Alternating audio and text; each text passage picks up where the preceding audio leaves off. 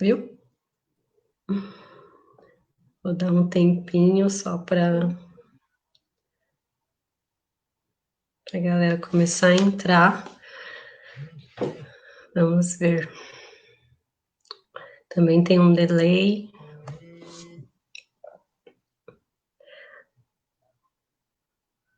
Boa tarde, boa noite a todos. Boa tarde.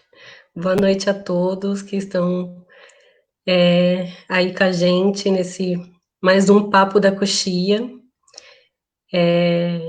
Ainda aguardando as pessoas que estão entrando.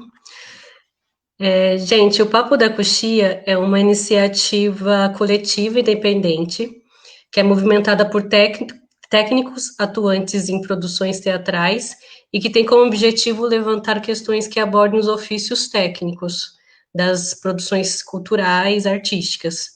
Esse é o segundo mês nosso fazendo essa sequência de lives. A gente faz entrevistas, bate-papos toda segunda-feira. Então, esse é o nosso segundo mês. A gente está iniciando esse mês de julho, hoje. E no mês passado nós tivemos outras 4 lives com produção diversas. Então, quem não viu, você pode entrar na nossa página e acessar o nosso conteúdo, né, das lives anteriores. Bom, a gente tem um e-mail que é quando para vocês mandarem para a gente algumas dicas, sugestões, opiniões. Então, aqui a gente posta para vocês o nosso e-mail pessoal do pessoal não, do coletivo, né? Que é se vocês tiverem alguma sugestão, alguma dica, vocês podem entrar em contato com a gente, que a gente vai ler com cuidado e atenção para as críticas e opiniões que vocês nos passarem. Tem algumas iniciativas, né? Hoje a gente está no momento pandêmico, então tem alguns fundos para técnicos e artistas da produção cultural que estão ajudando e dando apoio nesse momento de pandemia. A gente tem aqui o SATED, o Fundo Marlene Collé e o Fundo Yasmine.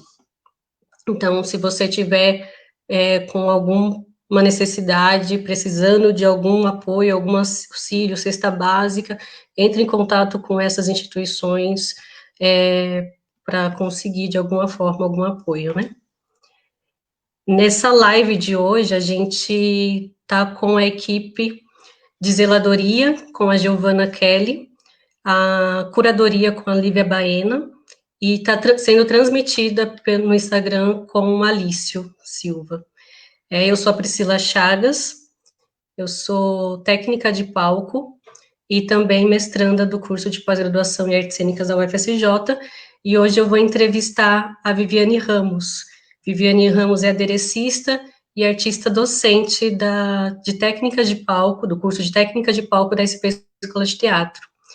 Vivi, muito obrigada por aceitar nosso convite. Nós do Papo da Coxia ficamos muito felizes com você aqui conversando com a gente.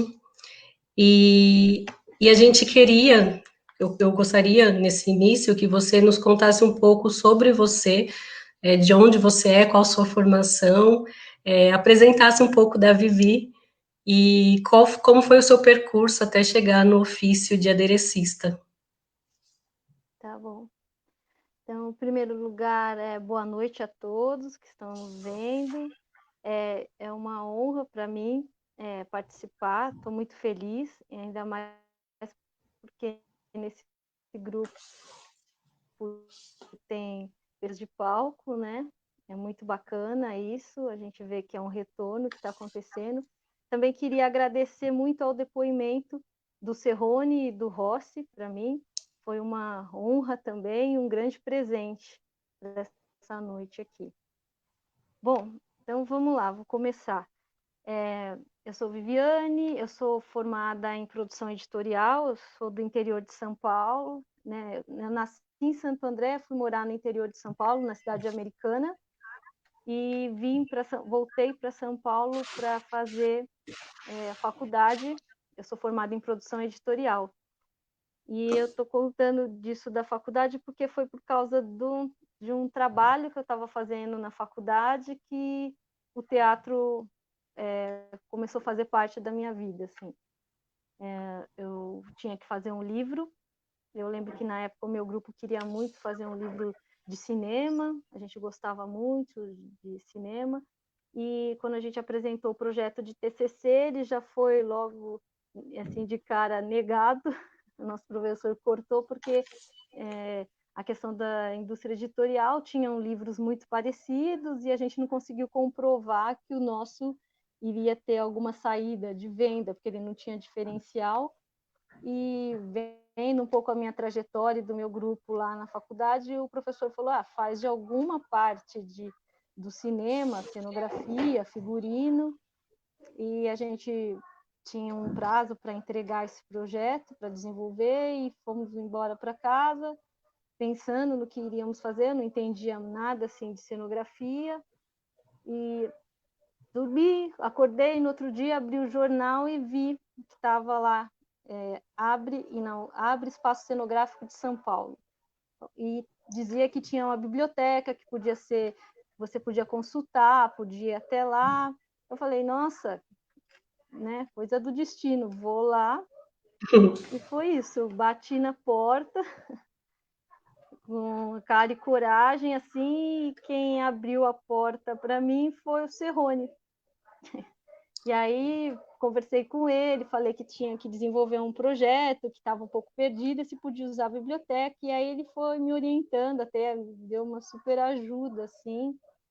E daí, como eu fiquei frequentando lá o espaço cenográfico e estava fazendo algumas pesquisas, acabei que ajudei ele numa pesquisa para uma exposição que ele estava realizando, que acho que ele precisava de uma foto para Fernanda Montenegro, e estava num arquivo multimeios, que eu estava, na época, estava fazendo pesquisas lá, ajudei ele nisso. Depois entrei lá ajudando a fazer organização do arquivo pessoal dos trabalhos dele, aí comecei a trabalhar lá assim. Enquanto eu estava fazendo as coisas no arquivo, às vezes tinha alguma coisinha para fazer lá no ateliê, porque eu já tinha um movimento grande lá. E aí, sempre que podia, e eles me chamavam, eu ia lá ajudar no ateliê. E aí comecei a entrar nesses trabalhos de adereço lá, ajudando, né? E comecei como aprendiz lá no espaço cenográfico e fui ficando. E aí foi aí que eu comecei a trabalhar. Uma coisa assim que é incrível do espaço cenográfico, porque assim, além da gente ver o zelo, a questão da pesquisa que era feita para os projetos, né, de cenografia, tinha uma biblioteca sempre atualizada lá, se fazia pesquisa fora e tudo mais, trabalhavam muitos artistas bacanas lá, que passaram por lá, e alunos que se formaram lá. Então, eu tive a oportunidade de trabalhar com o Márcio Vinícius, que é um aderecista incrível, a Telumi Ellen, que estava lá quando eu cheguei, né, no espaço cenográfico, Laura Carone. Então, sempre tinha um grupo bem bacana participando dos projetos, e aí era uma troca muito interessante, assim, né? Tinha essa questão pontual, que era muito bonita de ver, desenvolvimento de desenho, de projeto, de maquete, e tinha o outro lado também, que era bom, porque o trabalho do Cerrone sempre foi muito artesanal na questão de construção, né, assim, e aí tinha muito trabalho de adereço, né? Às vezes ele construía cenários, a gente fez cenários inteiros, experimentando papel jornal, cobertor desses mais simples que se usa assim para esses cobertor mais simples que até eles doam para morador de rua. A gente trabalhou uma vez com Sim. material como esse, plástico. Então, e toda a parte de adereço era executada lá. Então, eram equipes grandes, assim, trabalhando. Então, foi uma coisa bem bacana na minha formação, porque foi aí que eu Antes comecei disso, pegando gosto. antes Pode. desse contato com o Cerrone, você tinha algum contato com artesanato ou... Ou algum trabalho Sim, manual? sim, sim. A minha mãe sempre mexeu com isso e ela pintava a óleo, assim, né? Minha avó fazia crochê, sempre tinha essa coisa em casa. E quando eu vim fazer a faculdade também, eu me inscrevi em tudo quanto é curso de artes, que tinha muito uma época no MAN, gratuito, oficinas do MAN. Então, acho que eu fazia quase todas, eu me inscrevia, eu ia me inscrevendo no SESC, iam fazendo, não era, era uma coisa como se fosse um hobby, né? Eu tinha Uhum. certeza que eu ia ser uma produtora editorial, que eu ia ficar trabalhando numa editora, mas eu gostava de fazer essas coisas também. Então, tinha esse lado, sempre teve, assim. Eu sempre me Sim. interessei por fazer isso. E, Ah, então não é à e toa que quando você chegou no espaço cenográfico, vendo todas aquelas produções acontecendo, né, você não aí, também não, começou a desenvolver junto. sim, aí eu aproveitei a oportunidade, e aí eu tive a oportunidade de fazer o curso, porque tinha um curso, né, lá, depois no outro ano eu fiz o curso com a turma, e, e aí fui fazendo os trabalhos, então tinha essa riqueza lá também, para a gente poder trabalhar muito a questão do adereço. A marcenaria era feita fora, assim, coisas maiores, mas o resto, pintura de arte, era tudo, sempre foi feito lá. Isso Uhum. era um aprendizado enorme.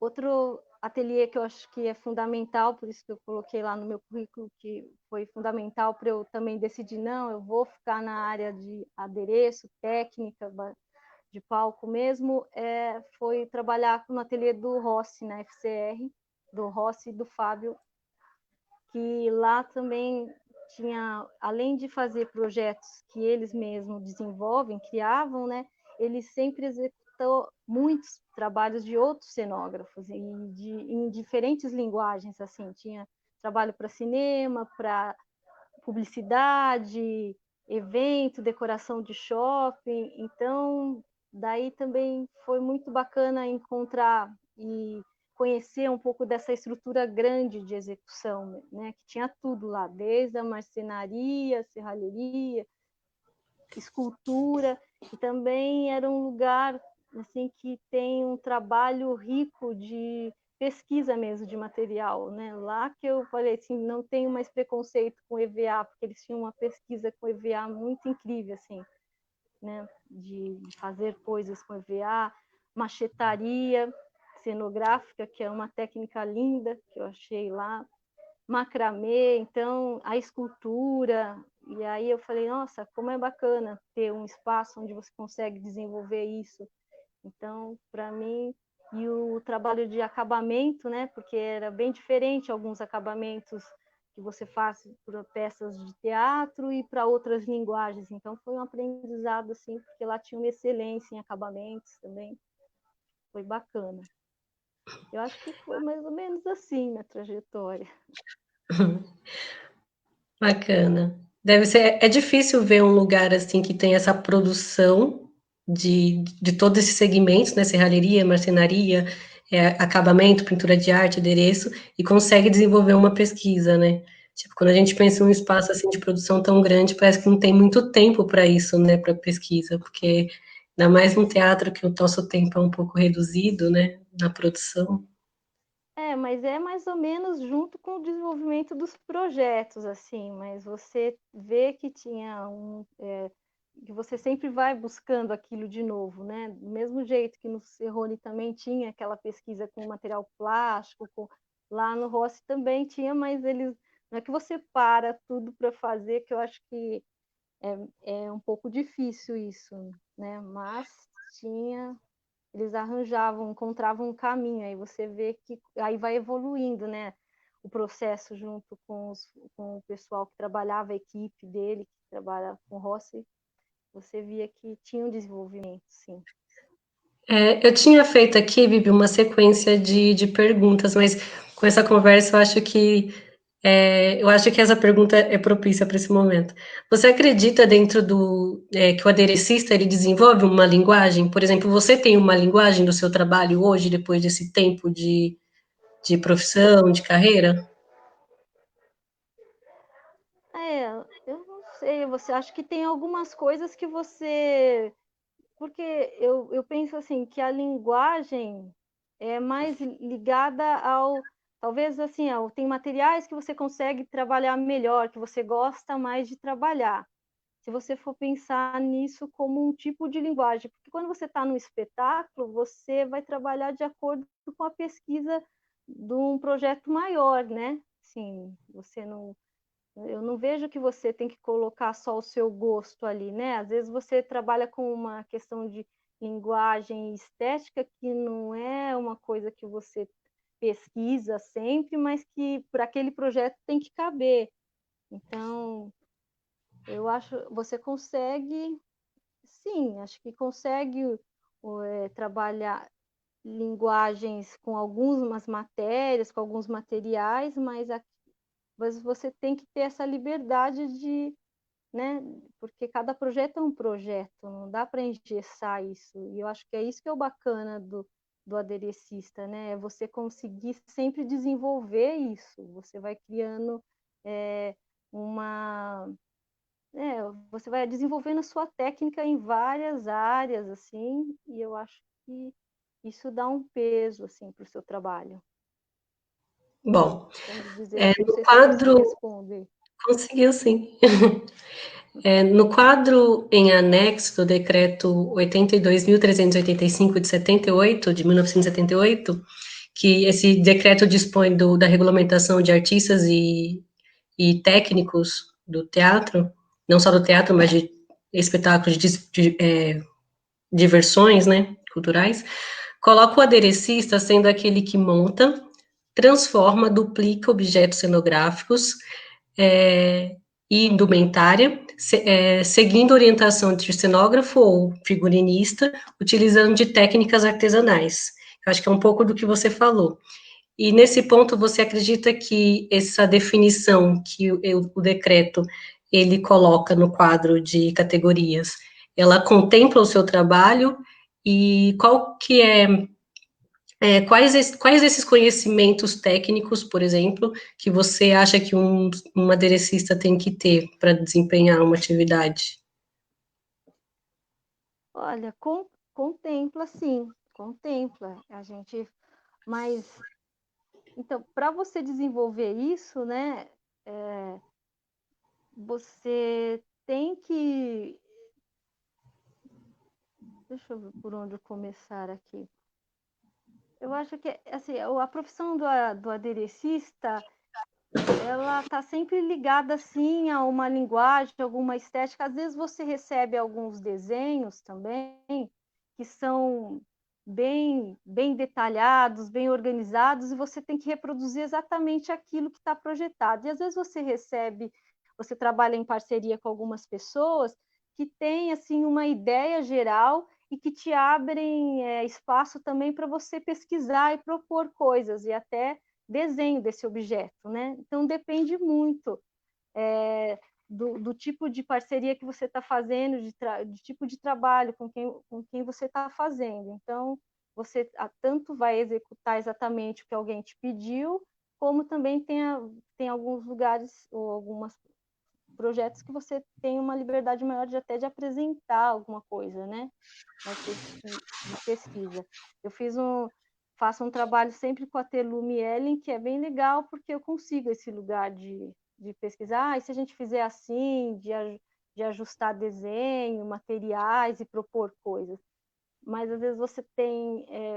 fiz um último trabalho também para a Escola de Rock, por exemplo, que era uns biscoitinhos que tinha que reproduzir, uma pipoca, e aí vem a foto e você tem que fazer aquilo exatamente como que é, né? Está ali. E, e é tão legal quanto, né?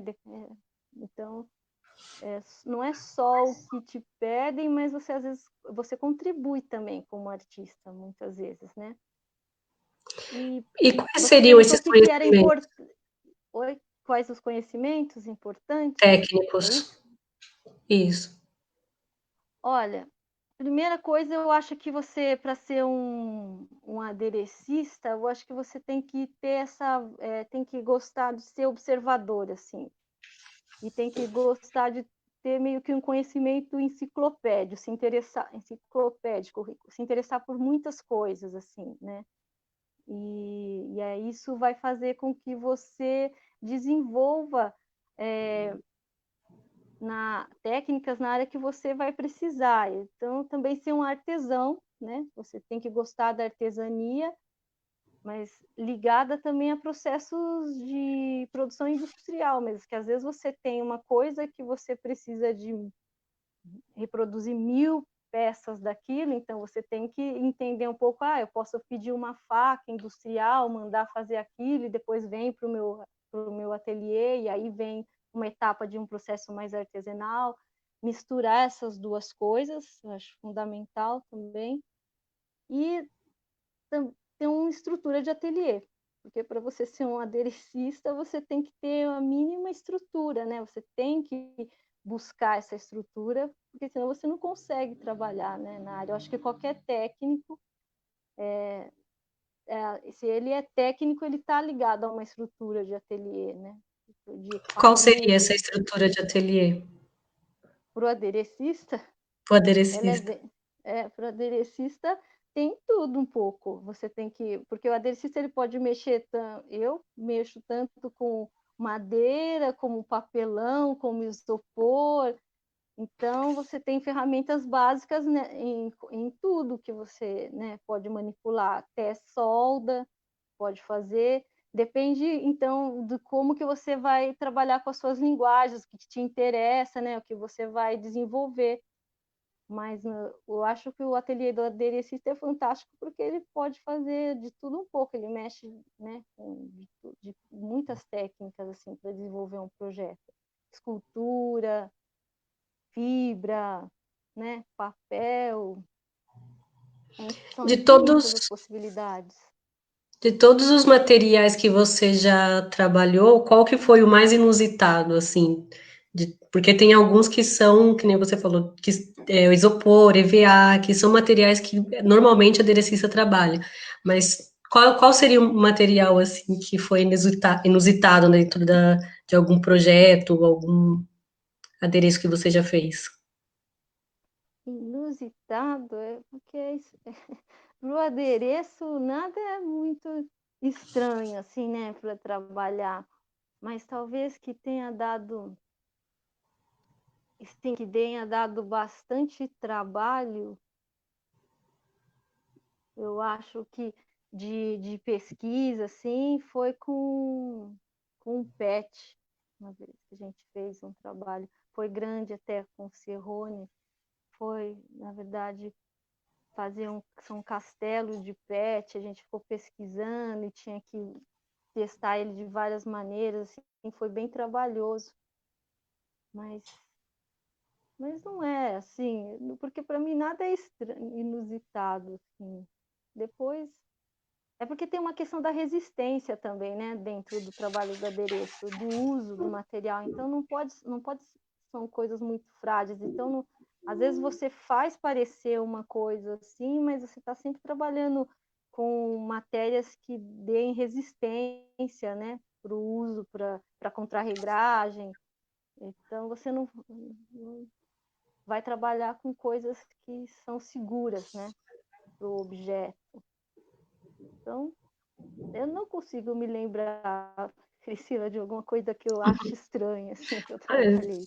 talvez a PET tenha sido, né, esse É momento. porque, na verdade, é para fazer uma estrutura de castelo, de arquitetura, assim, foi inusitado, porque levantamos paredes, assim, estava dentro de um projeto, aí foi uma coisa que me marcou, assim, e que Entendi. ficou muito legal.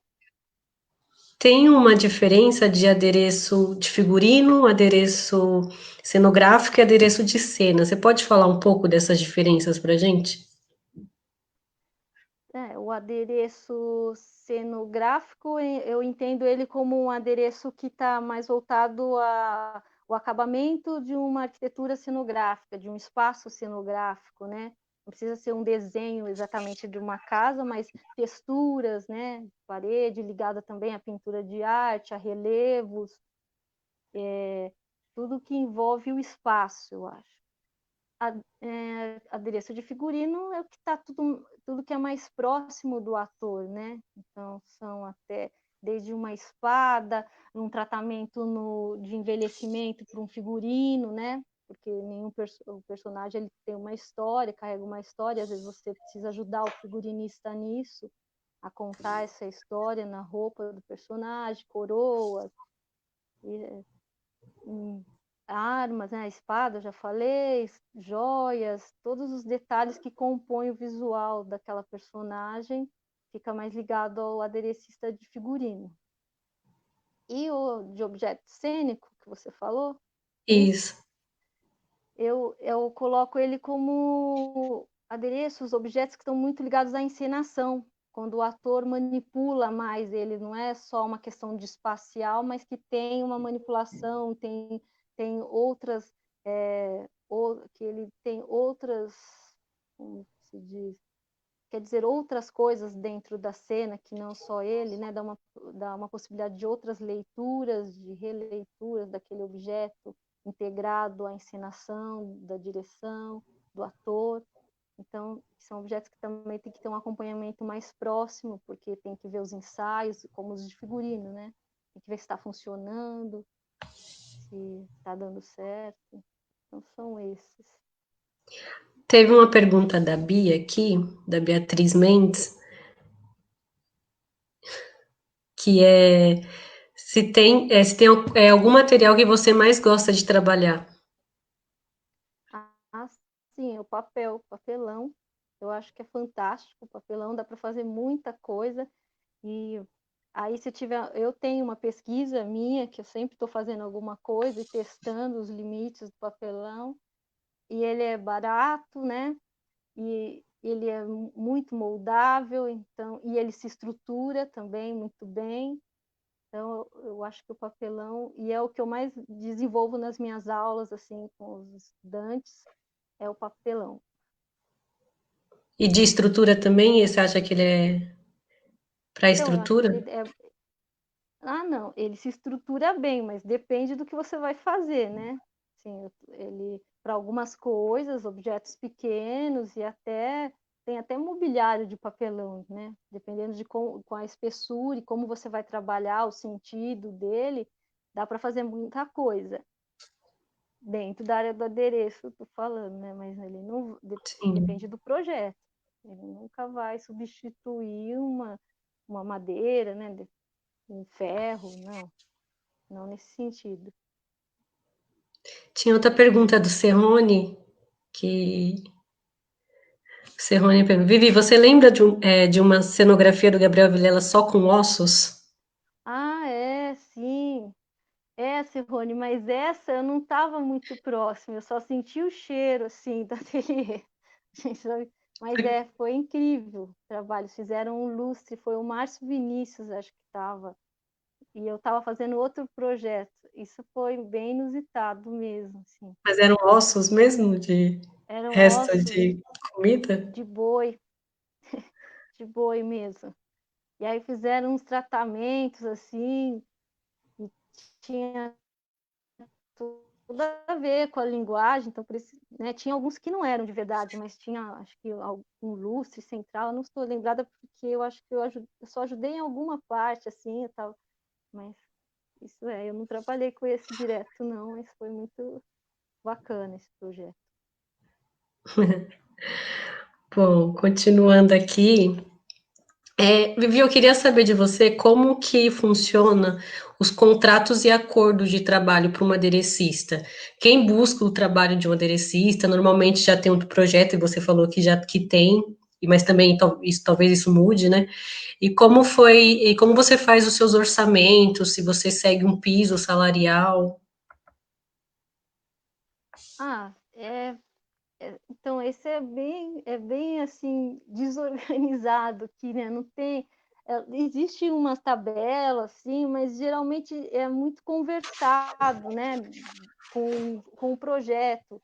Eu sempre trabalho assim, quando eu sou chamada, eu faço um orçamento, às vezes pensando em diárias, em dias, né? Organizar quantas horas eu vou demorar para fazer isso, né? Quanto de material vai ser gasto para fazer isso?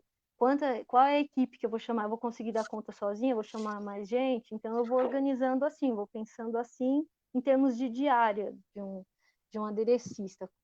E também da dificuldade do projeto, né? Se é uma coisa mais simples, eu penso se é uma coisa que eu sei que vai tomar um tempo de pesquisa também, e vão ter muitos ajustes para chegar no ponto certo do material, isso conta também com o valor que eu coloco. E às vezes tem projeto que as pessoas falam, Vivi, tem esse, assim, ó, a gente tem esse, é como se fosse uma fatia do bolo, tem esse valor aqui, isso vai ser para cenografia, isso é para adereço, isso aqui, você topa fazer? Aí eu vejo, analiso, se dá certo, para mim eu faço. Eu trabalho muito assim, né, porque não dá para ser muito rígido também, né, nessa área. E tem lugares que você vai trabalhar nos ateliês que já tem o valor das diárias estipuladas, como eu já trabalhei, você sabe que você vai ganhar aquilo por dia de trabalho também, né? Então, depende muito da aonde você está trabalhando. Quando eu organizo os meus trabalhos, eu penso nisso, em horas de trabalho, né? Minhas diárias, e organizo o material, a estrutura, né? Que eu vou gastar, transporte, tem que colocar, né, a produção, porque geralmente quando a gente faz o adereço, você também faz a sua própria produção de material, né? Você tem que correr atrás disso, organizar quando você é contratado à parte, você tem que ter toda aquela questão de organizar o seu ateliê para receber os materiais, para receber a sua equipe, então tudo isso tem que estar no orçamento. Entendi. E você tem ideia de quantos trabalhos você já fez? De quantas produções você já participou como aderecista? Então, eu tava contando aqui, eu até anotei aqui, no, assim, de espetáculos, deu mais ou menos, é que eu não tenho atualizado, assim, eu perdi algumas vezes, assim, de organizar o currículo, né, mas, assim, eu contei 39 espetáculos, 20 exposições e mais uns 36 dentro de eventos e shows, coisas que não são peças, assim, mas que eu já fiz, dança, mais ou menos isso deu. Eu sabia, porque eu vi vocês perguntando para os outros, falei, vou contar os meus também. Mas é mais ou menos Preparou. isso. E de todos esses trabalhos, tem algum que marcou a sua trajetória? Olha, cada um, sim, tem vários, viu? Tem vários que são importantes, assim, desses trabalhos. Não tem um específico, assim. Eu tenho espetáculos de teatro. Um importante, assim, que era lindo foi o Gato Malhado e Andorinha Sinhá, que todos os espetáculos que o Cirone fazia com o Vladimir eram incríveis, assim, o Vladimir Capella, porque era um sonho, assim, tinham muitos efeitos, muitas coisas que a gente podia fazer lá, né, cachoeira, chuva de pétalas, então a gente tinha muitas coisas de pesquisa, assim, de teatro que era bonito, os figurinos, os adereços, então era encantador. Montar a exposição na Quadrienal de Praga também, que foi muito incrível, assim, um trabalho bacana, que a gente viajou e pôde estudar, ver todo mundo trabalhando, né, todas as equipes montando seus estandes, chegando, e entender o processo de cada um, né, como cada país trabalha, e é muito parecido às vezes, né, com um pouco mais de ferramentas, um pouco mais de equipamentos tecnológicos, alguns, e outros, assim, bem artesanais, construindo um estande de bambu, por exemplo, então foram pesquisas muito importantes. Mas, sei lá, se eu fosse pensar, tem muitos assim aqui, mas os espetáculos assim infantis com o Vladimir sempre foram incríveis assim, em termos de efeito assim, que eu gostei de Sim. trabalhar. Devo estar esquecendo de coisas importantes, mas não estou lembrando agora. O Givaldo perguntou aqui se você já precisou muito de um serralheiro em algum adereço. Givaldo Gomes. Serralheiro, já fiz uma coisa para um filme, para um clipe de música que era um adereço que rodava uma cidade, eu fiz em ferro, atrás um cenário de cidade, tinha uma manivela que o carrinho era para o RZO, o carrinho deles ia andando e de um outro, e conforme ia. Era um tambor, assim, era uma máquina meio maluca, assim, que também era a proposta do diretor. E aí eu tinha, o Rossi me indicou o serralheiro, que ele trabalhava, que eu morava perto do Rossi na época, e aí eu fiz com ele. E ele já estava acostumado a fazer coisas assim. Eu levei uma maquete, fiquei mostrando, a gente fez uns testes lá e deu certo, funcionou a máquina, eles filmaram, ficou lá. Mas era bacana, já usei. E agora eu tenho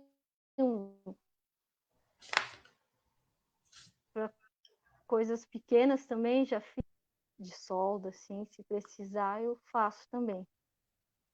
Solda fria, né? Já aprendi essa.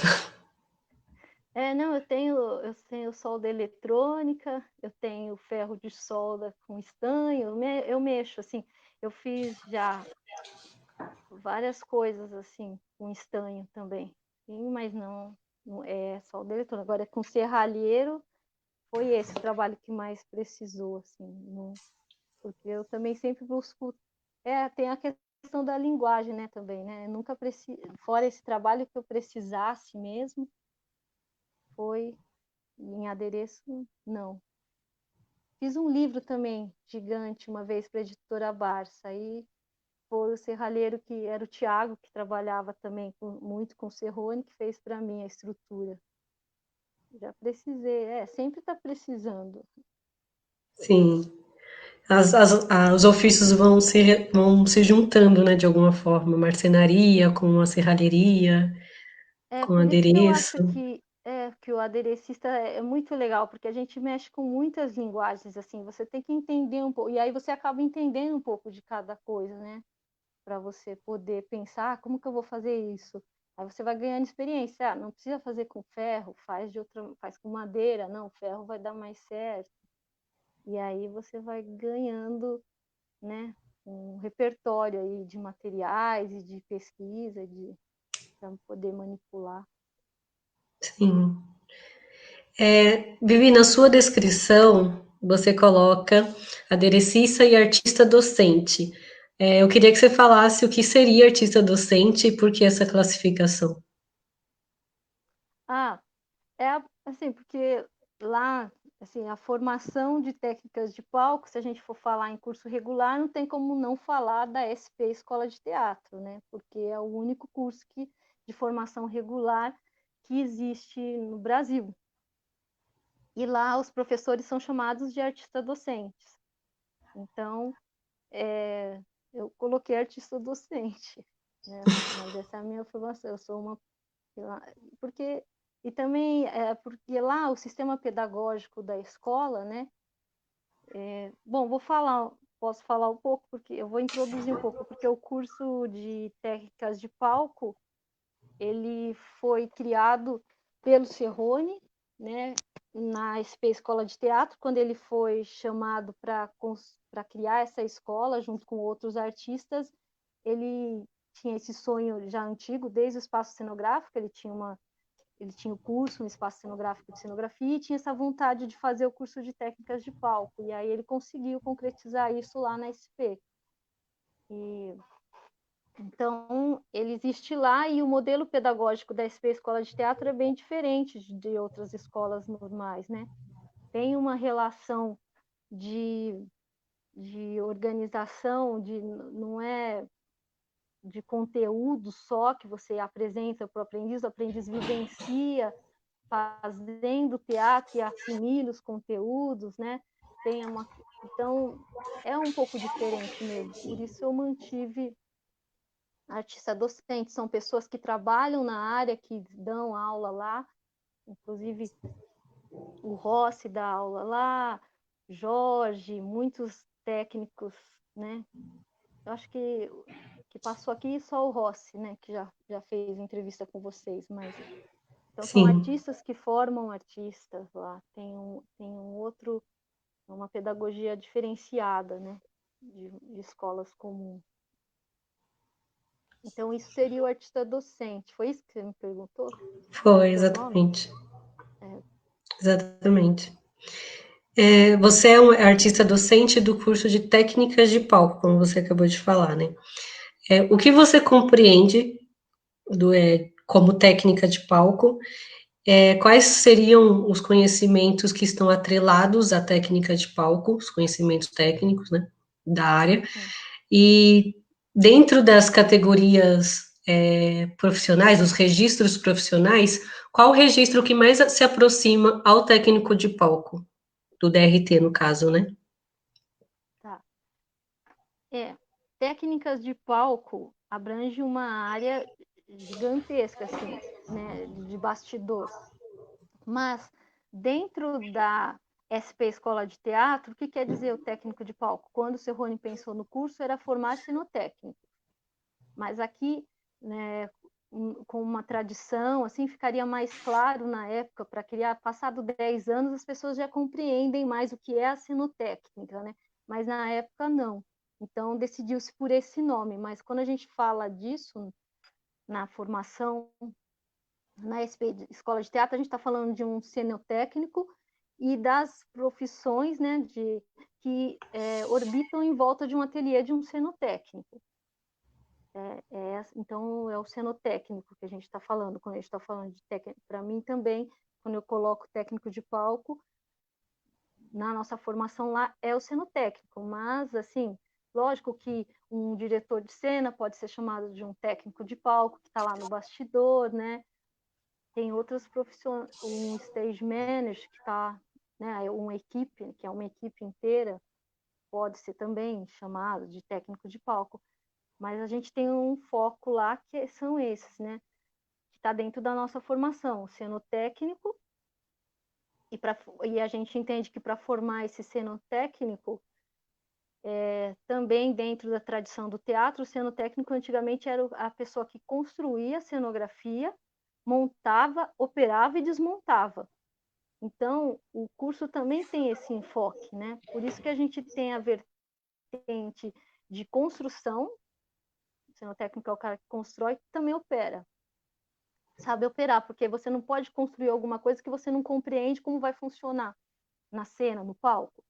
E você não pode manipular alguma coisa, né? Operar alguma coisa que você também não compreende totalmente como ela é construída, como é que funciona isso, né? Por que ela é construída dessa maneira? Então, a formação de um cenotécnico está isso. E o que orbita nesse ateliê para essa função também tem a questão do adereço, por isso que a gente tem lá o adereço, a marcenaria cênica, a serralheria, né? E tem no horizonte ali a formação de um técnico que a gente não consegue fazer essa formação porque ela demanda muito tempo e experiência, que é o diretor técnico, mas que a gente também trata disso no curso. E a gente entende que é uma pessoa também que vem da área da cenotecnia, que entende pelo menos muito dos equipamentos de um teatro, de tudo, do funcionamento das estruturas, né, de como são construídas e tudo mais, e pode ser um diretor técnico dentro de um teatro. Mas está no horizonte do curso. Sim. Tem uma pergunta do Rodolfo, né, que é o Xisto. Ela já fez trabalho como diretora de palco? Quais as diferenças entre fazer o papel de cenotécnico e diretor de palco? Eu nunca fiz. Eu trabalho, as minhas experiências no palco sempre foram nas montagens, né? Algumas vezes com o Serrone eu já cheguei a ajudar a operar algum evento, mas a minha experiência é dentro de ateliê mesmo, na construção. O diretor técnico, né, é uma pessoa que é responsável por gerir todas as equipes dentro de um palco, né, dentro do espetáculo. E também, antes de chegar o espetáculo lá, ele é a pessoa que vai dizer, que vai conversar com os representantes dos espetáculos, com as companhias, para entender vai falar, né, com os produtores se aquele espetáculo cabe ou não dentro daquele palco, como é possível trazer aquele espetáculo para o palco, porque ele conhece todo o equipamento do palco dele, ele conhece as equipes que ele tem e sabe como que ele vai fazer para organizar isso. Então, seria essa pessoa que tem esse conhecimento mais amplo, tem uma experiência para lidar com várias áreas, como a luz, som, com vídeo, né? E é capaz de fazer essa ligação, né? Essa comunicação entre a direção artística e a direção e todas as equipes técnicas do teatro. Seria esse profissional. No nosso curso, quem fala um pouco disso é o diretor técnico do Alfa, é o Haroldo, que já está há um tempo fazendo essas aulas conosco. E aí, como eu disse, a gente tem esse enfoque como um horizonte, que a gente não consegue formar lá dentro um diretor técnico, porque são anos de carreira, né, para conseguir. Sim. Vivi, você falou um pouco sobre o que um cenotécnico ou um técnico de palco ele precisa, como, por exemplo, conhecimento de marcenaria, de serralheria ou de adereço, né? E dentro do espaço de formação de um técnico de palco, quais seriam os requisitos básicos e mínimos para ter esse tipo de curso? De infraestrutura, né? Ah, sim. Então, eu acho que sempre foi muito difícil ter esse curso e é por isso que a gente acha que só tem um ainda. Espero que hajam mais, né? Mais cursos como esses mais regulares, é porque sempre está atrelado a uma estrutura grande, né? Porque quando você pensa num ateliê para formar um cenotécnico, você vai ter que ter um ateliê para marcenaria, serralheria. No caso da SP, a gente não tem serralheria lá, a gente conta com parceiros que são muito importantes, que são professores lá, e a gente vai para o ateliê do Alício e da Georgia para fazer essa aula. Como no começo também a gente já usou o ateliê do Rossi para fazer marcenaria, porque precisa dessa estrutura, né? Então, marcenaria, para o cenotécnico, se você for me perguntar, precisa ter a estrutura para estudar marcenaria, serralheria, estrutura para fazer adereço, mas você tem que estudar um pouco de desenho técnico, né? Que a gente tem isso, estrutura para fazer pintura de arte.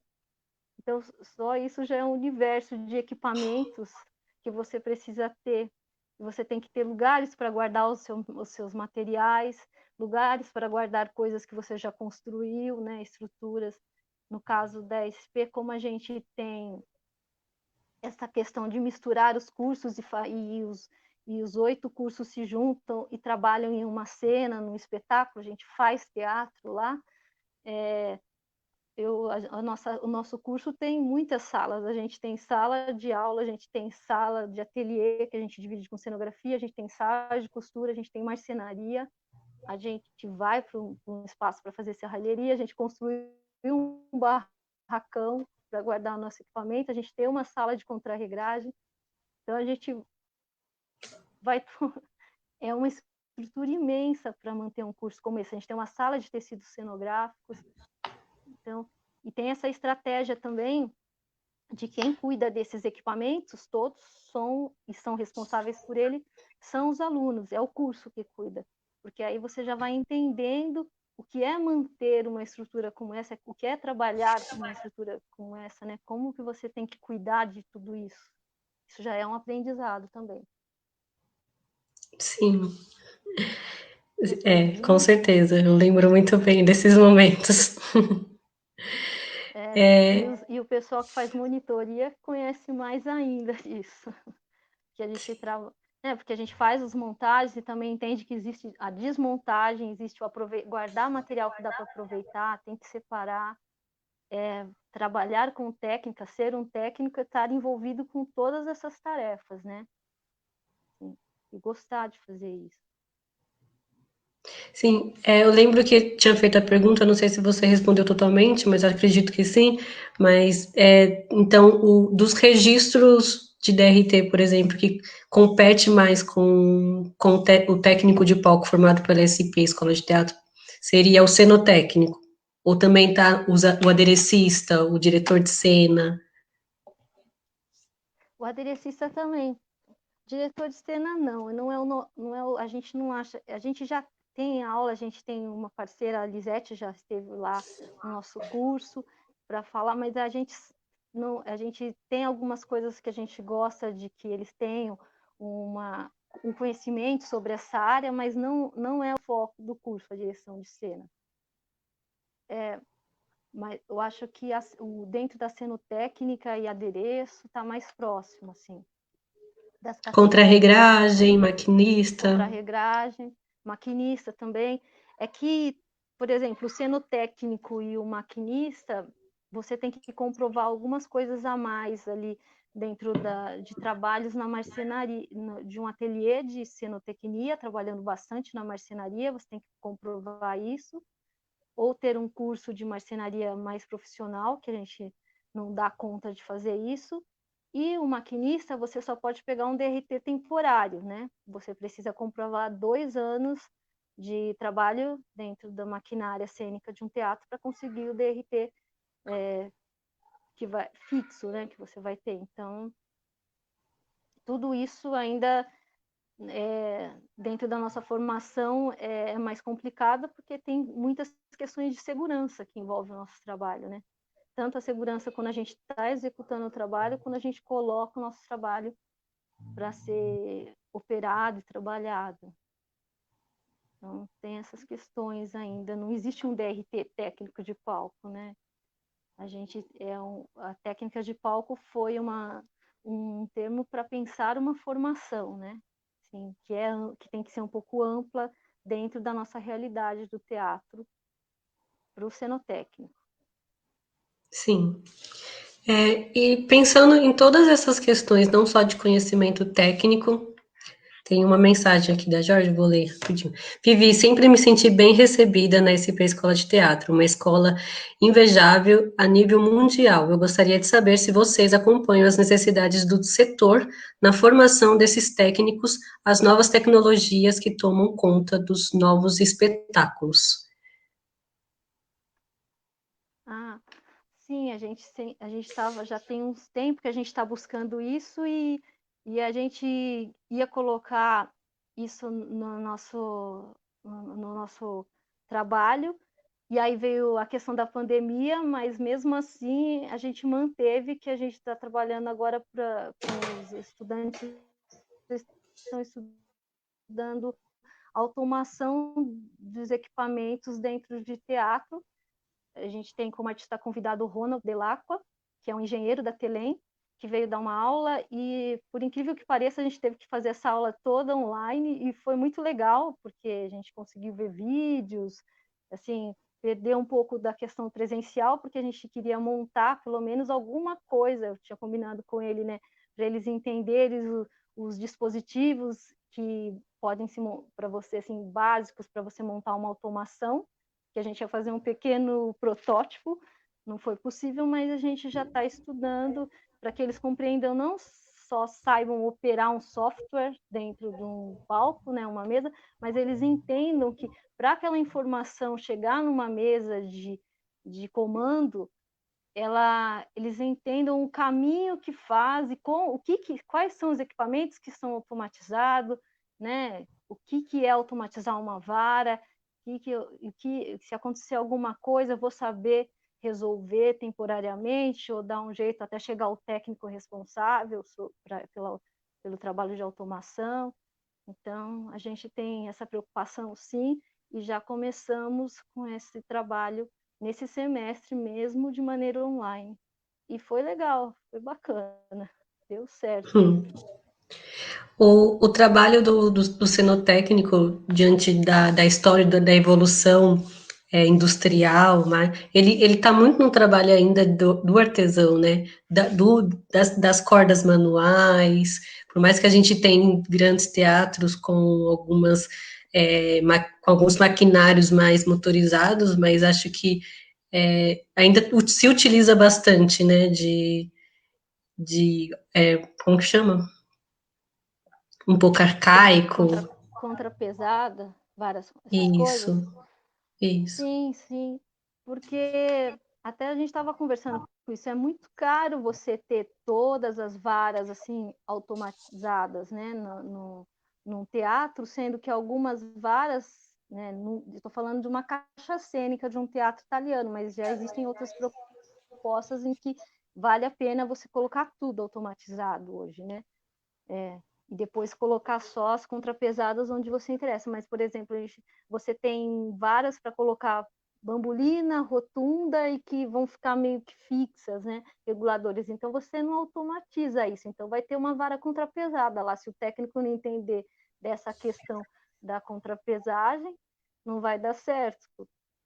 Contrapesar uma vara faz com que você entenda, seja um maquinista não só que opera, mas é capaz de criar maquinários, né, para um teatro. Você vai lá e aquele sistema do vai e vem, ele é um pensamento que está ligado em várias coisas que você pode desdobrar, né, até em voo e tudo mais. Então, são conhecimentos que eu acho que são importantíssimos, que a gente não pode abrir mão deles, a gente aprende todos eles.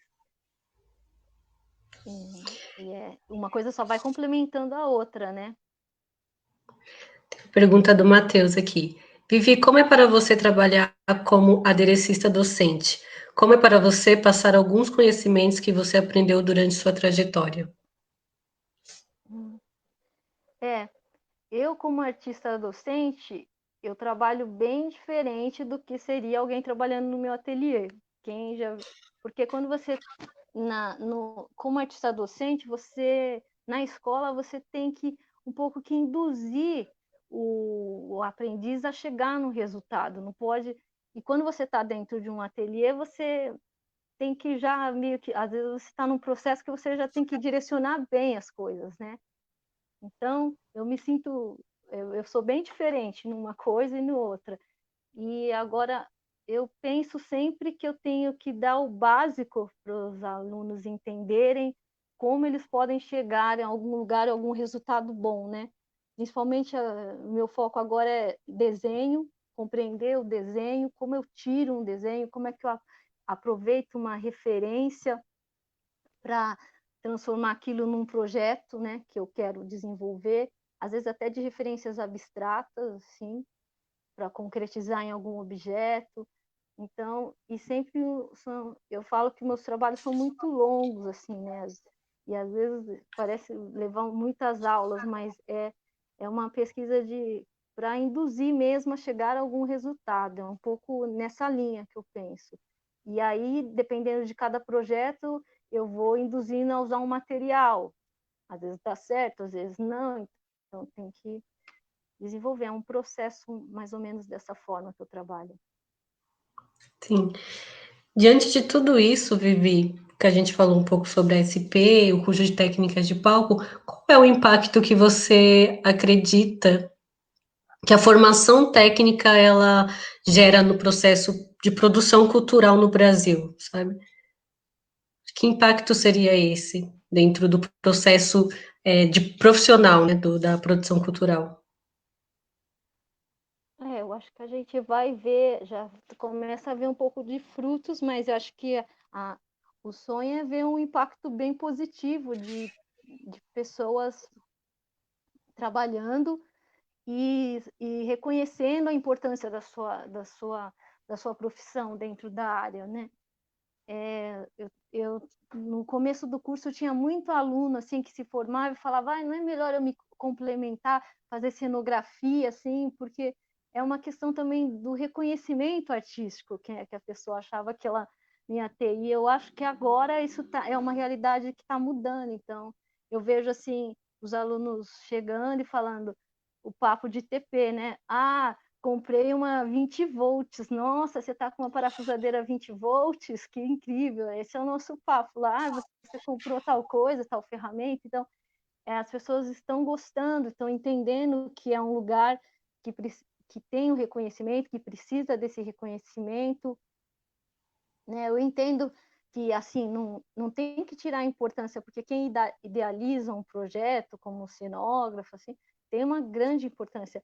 E quem concretiza esse projeto também, então é só equiparar esses reconhecimentos, né? E eu acho que quando você tem uma formação, você dá condição do que o próprio profissional vá construindo essa trajetória, né? De reconhecimento, de entender, eu sou aderecista mesmo, não preciso falar, eu sou cenógrafo, acho que, sabe, eu sempre senti uma pontinha assim, será que eu não faço um outro curso para complementar? Eu falei, não, vai desenvolver dentro da técnica, né? Vá fazer coisas assim, que, que são tão relevantes quanto, né? Mas eu acho que a formação vai dar vai fazer com que seja construído essa nova realidade dentro do teatro, assim, de, de reconhecimento, assim, dentro das áreas, né? E quais seriam as dificuldades ou que poderia melhorar dentro da formação hoje que você observa? Dessa formação técnica, né? Do cenotécnico, do técnico de palco. Que poderia melhorar? Olha, eu não sei, a gente tem, assim, eu posso falar um pouco da nossa experiência na escola, que a gente tem aprimorado, acho que cada ano a gente tem conseguido algo a mais dentro do curso, né? Mas é porque é muito, assim, acho que tem duas coisas importantes quando você pensa a formação. Você tem que pensar a formação em que instituição você vai estar fazendo, porque ela dá toda a diferença para você organizar o curso, e que tipo de foco vai ter na formação técnica, né? Isso, então, eu acho que o que podia melhorar é ter mais escolas, surgirem mais projetos, assim, sabe? Para garantir formação em outros estados brasileiros. Eu acho que está faltando um pouco de, de, disso, porque é trabalhoso, é um curso caro, é um curso. Eu sempre falo isso para os estudantes: a gente tem que cuidar muito bem dos nossos equipamentos. Às vezes a gente está trabalhando, você sabe, não sei se você viu um dia, eu faço eles dividirem, tá usando fita crepe? Vai só usar para segurar um papel para colar, esperar a cola, divide a fita no meio, guarda isso aí, cuida desses materiais, porque isso também lá no seu orçamento vai estourar se você gastar toda a sua fita crepe em uma semana de trabalho, não sei o quê. Então, tem a ver um pouco com. Nossa, eu me perdi agora, porque eu fui falar dessa fita crepe, mas eu acho que é isso, está faltando mais cursos, mais iniciativas dentro dessa área e entender qual é o seu foco, né? Eu tenho alguns cursos que eu vejo assim bastante, mas de curto prazo, de stage manager, né? Tem algumas outras coisas, iniciativas assim, só que são temporárias e tem outras áreas como stage, como direção de cena e tudo mais que precisam de um embasamento também bem maior, né? Sim. Apareceu uma pergunta aqui, eu perdi. Pode colocar, Gi? Vivi, qual foi a sua maior dificuldade como aderecista até hoje? Nossa, tem Thaís tantas, cada um. Martins perguntou. Quem? Thaís. Ah, Thaís. Então, eu não sei, porque cada projeto é um sofrimento diferente antes de você conseguir chegar naquilo que você quer, né? E aí você passa por uma crise, aí você come uns docinhos, e aí vai testando os materiais até que chega. Mas o pior, eu não vejo assim, eu não consigo ver as coisas dessa maneira, porque é sempre você passa por aquilo, desenvolve, e aí aprende com seus erros, eu não sei. Eu já passei por situações difíceis, assim, no processo, sabe? São processos difíceis de, de mudança, quando você está no espetáculo e começa a mudar tudo, isso é terrível, assim, porque 2 espetáculos muito difíceis que eu passei, era isso que estava acontecendo, porque mudava a encenação, mudava um pouco do texto e mudava os objetos que entravam, do dia para a noite, assim.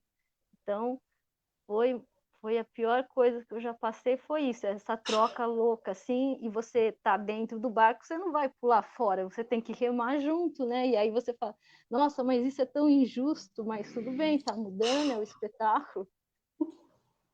Acho que sim, se fosse ver no campo profissional, isso deveria ser um pouco repensado com as questões das áreas que executam, sabe? Isso deveria mudar um pouco, assim, né?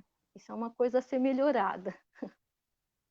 Você falou no início de alguns projetos que conseguem, por exemplo, participar dos ensaios ou do processo de criação de cena. E como que funciona isso? Uma aderecista dentro de um espaço de ensaio. Ah, isso é fundamental. Isso sempre que você puder ir, é bom. Eu acho que na maioria dos que eu fiz, eu fui, porque só quando é uma coisa muito exata, assim, que é uma entrega, que não, de uma coisa pequena, mas é isso, porque você consegue levar protótipo, você consegue, antes de finalizar no material final, você consegue ir lá, ou antes de dar um acabamento final, você consegue experimentar se é uma coisa que é muito na mão do ator, ele testa. Já fiz muito espadas também, espada dá um trabalhão, porque para um peso de um material funciona, o outro não consegue, e isso é um dos exemplos. Então, às vezes, na cena, um ator trabalha bem com o objeto construído do material, o outro já tem uma tensão na mão que destrói, aí você tem que repensar o material. Então, tudo isso é muito importante nos ensaios e garante que o seu trabalho seja bem feito, e aí você fica feliz, né? É, mesmo que seja muito simples, assim, uma questão de abrir. Eu já fiz um espetáculo que eu fiz do Ó Belos Dias, que era do Beckett, que são pequenos objetos que a personagem ia abrindo e tal, e aí, vendo a cena, você consegue imaginar que acabamento você vai dar, porque às vezes você entra em crise, o que eu vou fazer com isso?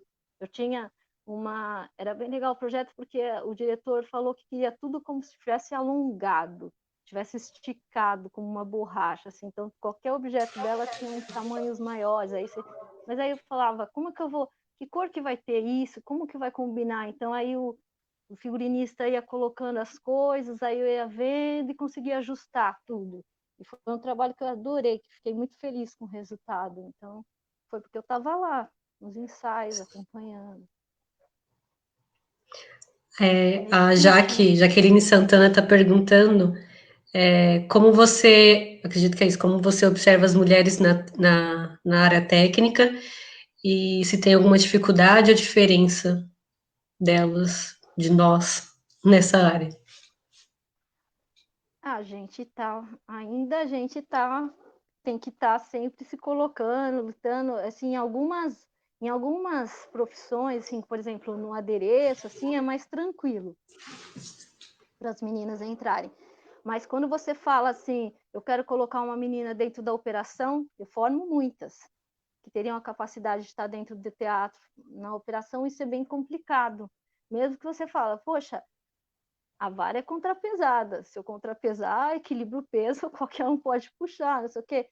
Eu já tive casos de que não aceitaram para um estágio uma menina, e era só dentro era maquinária que ela ia fazer. Tava tudo, era só contrapesar. Então ainda existe uma resistência, existe um preconceito, assim, é uma área bem masculina, que aos poucos também, né? Com a formação técnica, essas meninas entrando nos teatros, não vai ter como, né, ficar com essa resistência há muito tempo. E tem essa questão também de equipamentos, né? Tem muitas coisas que são feitas na força bruta, assim, que existem maneiras de fazer diferente, né? Carrinhos para carregar muitos praticáveis pesados, por que não melhorar essa estrutura para todo mundo, né? Então, eu acho que quando as meninas entrarem, isso vai ser repensado um pouco, mas ainda é bem difícil, em algumas áreas, a inserção de meninas trabalhando na técnica. Temos Na parceiros que dão muita marcenaria, oportunidade. Na marcenaria, a gente tem entrado, tem um parceiro muito bom no ateliê do Jorge, principalmente, que recebe as meninas, elas têm conseguido seu espaço, tem alguns lugares que elas estão, mas ainda tem muita resistência, assim, a gente tem muito que caminhar, mas é isso, né? A gente tem que persistir e continuar. é algo bem. Ó, vamos ver o Rossi. Vivi, como é ser mãe nesse corre-corre? Os filhos já estão ajudando? Luísa já é aderecista? Olha, a Luísa, ela fica aqui fazendo as coisas, mas ela só quer fazer as coisas dela, ela não quer ajudar muito quando a coisa aperta. E o Fernando, ele é um. Ainda não dá. O Fernando, se eu não consigo trabalhar com ele, não, mas é tudo junto, né? Assim, não tem como separar. Lógico que quando eu tive as crianças, eu reduzi muito assim, os trabalhos, né? Tenho que ficar, eu fiquei muito, tô ficando muito com eles já. Não faço muitos trabalhos aqui em casa, pego poucos projetos, porque você tem que conciliar as duas coisas, né? Mas é assim, você vai achando caminhos para fazer o que você quer, vai fazendo escolhas, né? Para fazer um filme, que era lá na Paraíba, que eu fui para o sertão, aí chama a mãe, cuida, ajuda o Carlos a ficar com as crianças, e assim vai. Sim, tem que dar um jeito, né? É. Vivi, nesse tempo agora, as atividades da SP, elas estão suspensas, as atividades presenciais, né?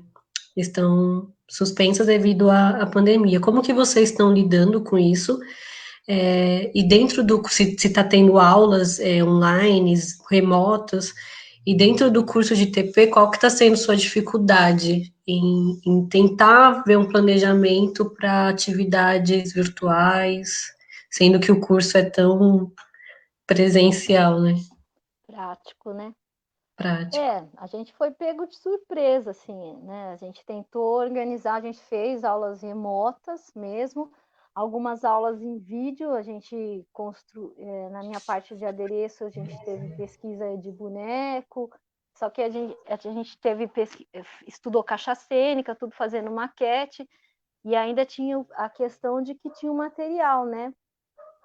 Que a gente precisava que os alunos tivessem em casa. Então foi meio que trabalhoso para estruturar algumas coisas. Alguns professores, como a Paula e o Wagner, que dão marcenaria, né? Eles fizeram aulas dentro do ateliê deles e ela fez um trabalho muito minucioso de desenho e um material de como montar cada estrutura, o que é um painel, o que é um praticável, e eles receberam, não puderam praticar isso, mas receberam essa informação de uma outra maneira. Na verdade, a gente está repensando isso, estruturando para o próximo semestre, né? Como é que a gente vai fazer com as questões dos ateliês, mas foi uma coisa que enfrentamos buscando umas soluções que estavam mais na nossa mão, assim, e eles tiveram aula via Zoom, e é sempre assim, a gente tem sempre componentes que são muito de ateliês, mas tem outros que são de estudo mesmo, que são mais teóricos, né? Então, deu para dar uma equilibrada, assim, a gente estuda, fora a parte de conteúdos específicos do curso, a escola tem essa questão pedagógica também, de que a gente tem a oportunidade de estudar teatro, né, de estudar questões da história do teatro, do desenvolvimento de linguagem artística, né? Então, isso dá uma equilibrada, assim. Sim. Tem uma música do Peraí, acho que eu não expliquei direito, mas também a gente fez aulas vídeos também com eles. Aí eu mostrava como é que fazia algumas coisas, eles fizeram em casa. Assim, Deu certo. sim. Essas aulas de mecânica também é desse período que De você, de automação? automação? Foi agora sim que a gente teve automação. Então, aí era tudo via Zoom e ele ia passando os vídeos. Ah, esse é um componente, esse é um encoder, esse é um... foi falando os nomes, a gente ia vendo funcionar isso dentro do teatro, né? Ele tinha... E como ele trabalha na TV, o Ronald, ele tinha vídeos, né? E coisas muito focadas nos equipamentos, tanto de elevadores, cênicos, como tudo que é mecanizado, conchas acústicas, então deu para estudar isso de alguma forma, assim. Uma mensagem do Edson Rocha. Vivi, boa noite. Atualmente, como técnico de palco de um teatro de rua, TOLV, não tenho referência de artista na mesma situação que eu, porém, sinto dificuldades em exercer a minha função com excelência. Você nota alguma diferença entre TP de caixa cênica e TP de rua? Depende, assim, o técnico de rua, sim, ele tem uma diferença, porque na caixa cênica você tem equipamentos já estruturados para você fazer algumas coisas que você quer fazer dentro de mecânica, né? De maquinário e tudo mais.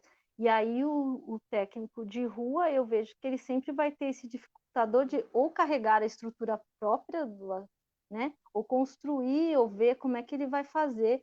E são bem particulares os projetos, né? Depende muito do desenvolvimento, mas ele tem que carregar a própria estrutura, né? Depende da proposta cênica. Eu não sei, Edson, se você tem uma proposta simples, é mais tranquilo, você faz mais um papel de produção, leva pequenos objetos, organiza esse material cênico, né? Cuida de camarim, espaço de ator, mas tem uma grande diferença aí, porque o teatro, dentro de um teatro, tem um equipamento todo à sua disposição, né? É bem diferente mesmo. E engraçado, a gente não, lá, a gente não tem esse enfoque, é uma coisa que a gente tem que pensar, a gente trazer alguém para falar um pouco disso, porque a gente não tem muito esse enfoque. O Haroldo Costanzo fala um pouco disso, porque ele é diretor técnico do Alfa, mas também faz muito projetos fora, ele é convidado para montar palcos fora, então em eventos, shows de Ibirapuera, para fazer essa direção técnica de grandes eventos, e ele comenta um pouco de toda essa estrutura que você tem que ter, né? Mas não é um enfoque do nosso curso. Mas você acredita que os conhecimentos técnicos, eles não conseguem, você não consegue trabalhar nos dois espaços com os conhecimentos que a gente adquire, por exemplo, na SP, com a utilização de ferramentas, de materiais? Sim, para construção e tal, mas a logística de trabalho é outra, e quando, assim, se você tem uma estrutura que você precisa montar, o jeito que você construiu essa estrutura de palco, né, de colunas para colocar luz, som, depende do seu cenário, vai ser muito próxima. Eu estou falando a organização, né, que você tem e o conforto que você tem dentro de um teatro é bem diferente. Então, essa experiência de rua, assim, para montar, a gente não tem muito lá, mas o trabalho, o conhecimento técnico para montar, sim, é muito próximo, né? Para você estruturar coisas, construir, mas assim, eu não tenho conhecimento profundo de teatro de rua para falar assim, quais os problemas que o técnico lá vai enfrentar, assim, fora as questões de documentação para ocupar uma praça ou algum espaço público, né? A questão de segurança, tanto do que a gente consegue pensar sobre isso, a questão de segurança tanto para a plateia como para os atores, a questão de segurança dos equipamentos que você vai estar lá, né, colocando na rua, se tem um palco muito alto, a questão de segurança com para-raios, com questão de tempo, banheiro, você tem que pensar sobre isso, tanto para o público como para a equipe. Qual é o seu projeto, né, de rua? Esse conhecimento todo eu não tenho como falar, porque eu não tenho essa experiência. E a gente não tem esse desenvolvimento lá, né, de rua, no curso. Entendi. Vivi, tem uma música do Gonzaguinha que ele fala que sem o seu trabalho o homem não tem honra, sem a sua honra se morre, se mata. Pensando nesse momento de pandemia que a gente está e de isolamento e principalmente com a interrupção das atividades, né, das produções culturais e das atividades artísticas de público, teatro, por exemplo, o que você hoje falaria para essas 42 pessoas que muitas delas provavelmente são técnicas que estão enfrentando esse momento agora de isolamento e sem trabalho? Que eu falaria? É bem complicado, porque a gente está no momento, né? Está vivenciando, não tem um afastamento para refletir assim sobre, a gente não sabe se vai voltar, se você vai dar um conselho que é a curto prazo, a longo prazo. Eu acho que a gente tem que manter a calma e contar muito mesmo com políticas públicas para ajudar nessa hora, né? Porque você não tem para onde ir, você tem uma formação, uma profissão que depende de aglomeração de pessoas, né? Você faz produções que você vai trabalhar numa coisa para vir o público. E assim, eu falaria para que a gente estivesse calma, ajudasse uns aos outros, mas também que é complicado, né, num país como a gente, com o governo que a gente tem hoje, assim, pensar nessas questões de políticas públicas, mas é importante que é reconhecer que tem que ser cuidado, né, porque é uma, nossa, é uma área que é muito importante para a cultura de um povo. Você sempre, né, vai você sempre vai ser lembrado por coisas assim, né, a cultura de um povo. E você, não sei, eu não sei, Priscila, você fez uma pergunta que eu não saberia dizer. Eu saberia dizer que a gente tem que enfrentar com calma isso tudo, com esperança de que as coisas vão melhorar e que em algum momento algumas saídas vão aparecer, né, para desenvolvimento do nosso trabalho. Mas ainda para mim é muito difícil pensar, porque eu estou vivendo isso também, né? Não sei até quando vai durar isso Mas tudo. acredito que a calma talvez seja a melhor coisa a dizer no momento, né? Ter calma, equilíbrio e manter saudável e vivo. Sim, sim. Sempre pensando em buscar alguma saída, assim, tal, mas eu não tenho respostas, não. Só posso, o que eu posso dizer é isso, né? E talvez aproveitar o tempo para a gente refletir como a gente quer voltar depois, né? Nas nossas questões de trabalho, modificar o que pode ser modificado, o que pode ser melhorado nas nossas relações de trabalho como técnicos, né? Até sobre o nosso reconhecimento, talvez aproveitar o tempo para algumas coisas assim, né? Porque às vezes a gente está sempre no embalo do trabalho, fazendo uma coisa atrás da outra, e eu sei que é muito difícil quando a gente está com contas a pagar, com coisas, né, vindo, que a vida não para, né? As coisas Engraçado, todo mundo parou, menos os bancos, nada muda, né? As taxas não diminuem, todo mundo reduz salário, faz as coisas e eles não. Mas é isso, aproveitar, tentar manter a calma e pensar em coisas que podem ser produtivas até para a volta do trabalho, que pode ser melhorado, talvez, né? Seria um caminho para usar isso, esse período de quarentena, né? Sim, Acho que é isso. eu acho que você falou super bem, é isso mesmo, sim, concordo muito. Bom, estamos encerrando agora mais um dia de papo da coxia. Vivi, quero agradecer não só a sua participação, mas todo o período que eu passei na SP também, aqui no Papo da Coxia, nós somos entre os 9 que organizam e que movimentam, é, 5, se eu não me engano, passaram pela SP e passaram pelo curso de técnicas de palco. Então, se o impacto da formação foi esse, eu acho que tá bom, né? Porque a gente está no momento de quarentena, estamos aqui organizando essas lives, né? Que pensa de fato a nossa formação, o nosso ofício e as questões que estão dentro das nossas atividades, né? Que são muitas. Então, eu acho que essa live acontece também por causa dessa passagem pela escola e, e pelo seu trabalho profissional dentro da SP Escola de Teatro também. Então, agradeço por você ter Eu que aceitado e agradeço. conversado com a gente. Muito obrigada. Se você quiser falar mais algumas coisas, fica à vontade.